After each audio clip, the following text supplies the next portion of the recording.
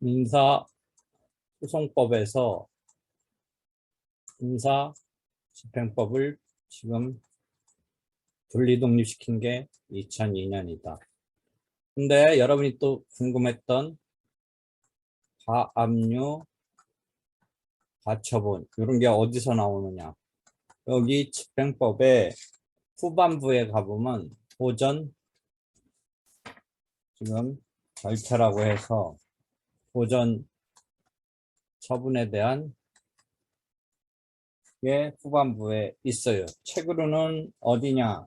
뒤에 배치돼 있어요. 조문상도 뒤에 배치돼 있고 책으로도 뒤에 배치돼서 옆번호 20-로 가면 뒷번호 옆번호 20에 가서 보면 1부터 쭉 있어요. 가압류, 가처분. 요게 우리는 집행법 속에 같이 있어요.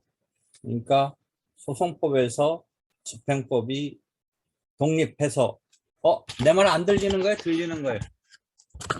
들리긴 들렸나? 잘 들립니다. 잘 들려요? 민사집행법에서 같이 이 보전 처분을 규율하고 있어요. 그런데 느낌은 가압류 가처분은 소재기 전 단계에서부터 보전이라는 그 개념에서 이렇게 쓰이는 건데 집행 자체는 판결 절차, 판결의 확정 이후에 등장하는 개념이기 때문에 뭔가 시적인 시점상의 그 느낌은 이렇게 선행하는 이런 작동하는 이런 건데 지금 먼저 조문을 배치된 게 아니고 뒤에 배치돼서 있는 거다. 강의도 그렇다면 뒷부분에서 하는 건데 내 경우는 조금씩 앞에서 해 줄 거예요. 그래서 보전 처분에 대한 것도 같이 민사집행법에서 다루게 된다라는 거죠. 저번 때 얘기했듯이 독일은 제일 그 원형적인 법 규율이 돼서 집행법도 민사소송법에서 같이 규율되고 있어요. 그것을 일본이 분리 독립을 시키고 우리도 분리 독립 민사집행법을 했는데 일본은 한술 더 떠서 이 보전 처분에 해당하는 것을 또 독립시켰어요. 그래서 민사보전법으로. 그러니까 그것을 우리가 보고서 분리 독립을 시키는 민사집행법까지는 했는데 일본처럼 보전 처분도 독립시키는 것에 대해서는 조금 또 그대로 따라하는 느낌이 있으니까 우리는 집행법 속에서 같이 규율하고 있다. 이렇게 이해하면 돼요. 일본은 민사집행법도 있고 민사보전법도 또 따로 있어요. 이런 이야기 등이 옆번호 어디쯤에서 조금 얘기되고 있냐면 1-3, 옆번호 1-3에서 이야기되고 있어요. 그래서 그 사전적인 개념 등은 이해하고 여러분이 이제 알아둘 거는 그럼 이 판결 절차와 집행 절차가 법적으로도 법이 따로 마련되어 있다라는 것뿐만 아니라 개념도 확실히 분리 이렇게 되어 있다라는 거예요. 그러니까 우리가 법도 분리 독립을 시킨 거죠. 판결 절차를 우리가 민사소송에서 소제기부터 저번 때도 얘기했듯이 판결. 그래서 여기서 최종적인 결론으로서 이 분쟁 내용이 다루어져서 확정이 된다면 여기서 확정된 내용이 예컨대 금전 대여금 청구 소송이면 1억 원 지급하라. 이겼으면 원고가 졌으면 지급할 필요 없는 거로 귀착됐겠죠. 또 어떤 물건에 대한 인도 청구 소송에서 이겼으면 원고가 인도하라 이렇게 내려지겠죠.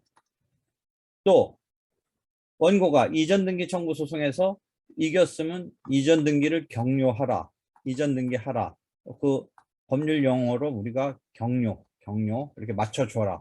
이때 그때 조금 얘기했죠. 이게 공동 신청주의 뭐 등기 이런 얘기도 조금 해줬죠. 그래서 이 판결문이 채무자 등기를 해야 되는 그 의무가 있는 사람의 그 의사, 이전 등기를 격려해야 되는 그 부분에 대한 확정된 판결이 공동 신청을 함에 있어서 한 파트의 역할을 한다. 이런 얘기 해줬죠. 확정 판결이.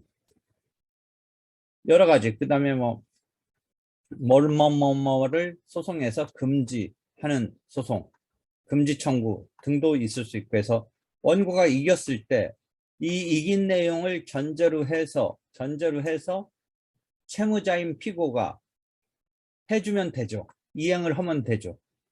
그 선뜻 결론이 내렸으니까 거기서 그 결론에 대해서 이행을 하면 되는데, 물론 저번 때도 얘기했듯이 소재기 전에, 우리가 소재기 하기 전에 여기 단계에서 채무자가 채권자의 이야기대로 들어줬다면 소송이 시작하지도 않았겠죠. 이 단계에서 소재기 전 단계에서 채무자인 상대방이 이쪽 채권자 측의 요구대로 들어줬으면 됐을 텐데 그게 안 되니까 채권자 측이 상대방인 채무자를 상대로 소송을 냈던 것이지요. 그래서 그 결과 이겼을 때, 채권자인 원고가 이겼을 때 이런 판결이 내려지겠지요. 그럼 이제 판결이 확정돼서 결론이 법원이 강행적 공권적으로 내려준 판결에 대해서 요까지는 싸웠지만 요 변론서 우리가 민사소송 배울 때 이 변론에서 주장 공방을 펼치고 막 싸웠지만 결론으로서 판결로 확정이 된 내용을 받아들이겠다면 여기서 이행이 되겠죠. 그대로 이행을 하면 되죠. 그런데 무언가 이유 때문에 보통은 그 채무자인 피고가 재산이 없다든지 이런 상황도 있을 수 있죠. 그럴 때는 이게 진짜 이 판결을 열심히 판결 절차에서 채권자인 원고가 1, 2년 동안 싸웠지만 재산이 없다면 여기서 채무자인 피고가 줄래도 줄 수가 없는 상황에서 꽝이 되는 거죠. 그 판결문은 꽝이 되죠. 근데 이제 우리가 상정하는 건 뭔가 때문에 여기 단계에서 판결까지도 결론이 났는데 이행을 안 했을 때 그 판결문을 가지고 강제로 집행을 한다. 이미 이행이 됐으면 일로 나갈 필요가 없죠.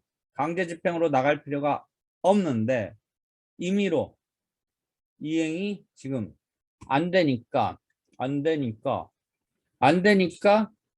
강제로 이제 집행을 한다 라는 개념에서 우리가 강제집행법 이런 민사집행법을 배우는데 강제집행만 배우는 게 아니라 여기서 이제 가압류, 가처분까지 포함하는 보전 처분에 대한 이런 것도 아울러 배우게 된다.